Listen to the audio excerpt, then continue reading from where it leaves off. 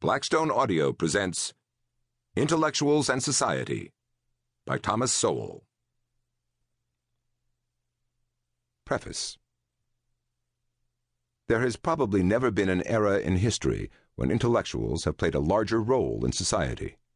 When those who generate ideas, the intellectuals proper, are surrounded by a wide penumbra of those who disseminate those ideas, whether as journalists, teachers, staffers to legislators, or clerks to judges, and other members of the intelligentsia, their influence on the course of social evolution can be considerable, or even crucial.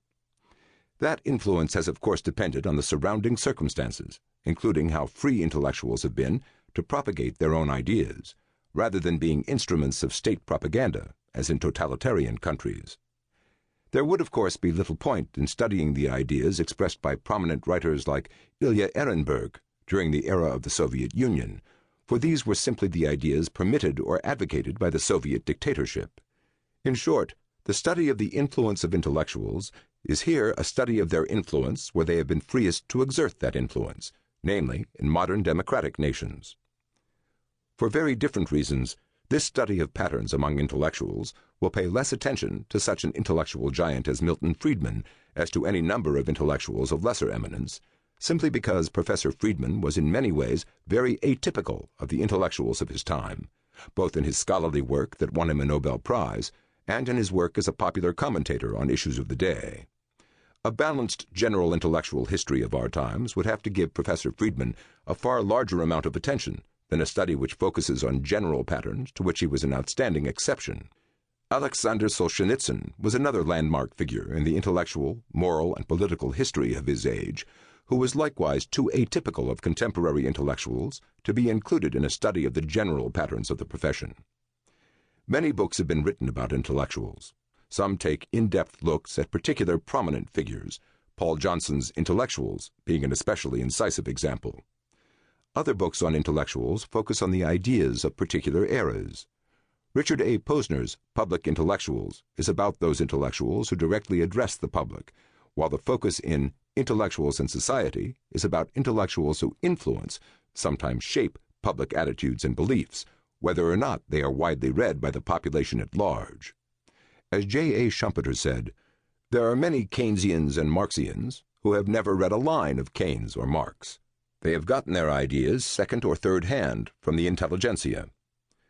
Among the many things said by those who have studied intellectuals, a comment by Professor Mark Lilla of Columbia University in his book The Reckless Mind is especially striking. Distinguished professors, gifted poets, and influential journalists summoned their talents to convince all who would listen that modern tyrants were liberators and that their unconscionable crimes were noble when seen in the proper perspective. Whoever takes it upon himself to write an honest intellectual history of 20th century Europe will need a strong stomach, but he will need something more. He will need to overcome his disgust long enough to ponder the roots of this strange and puzzling phenomenon. While Intellectuals and Society is not an intellectual history of 20th century Europe, that would be a much larger project for someone much younger. It does attempt to unravel some of the puzzling phenomena in the world of the intellectuals, as that world impacts society at large. Rather than simply generalizing from the writings or behavior of particular intellectuals, this book will analyze both the vision and the incentives and constraints behind the general patterns found among contemporary members of the intelligentsia, as well as what they have said and its impact on the societies in which they said it.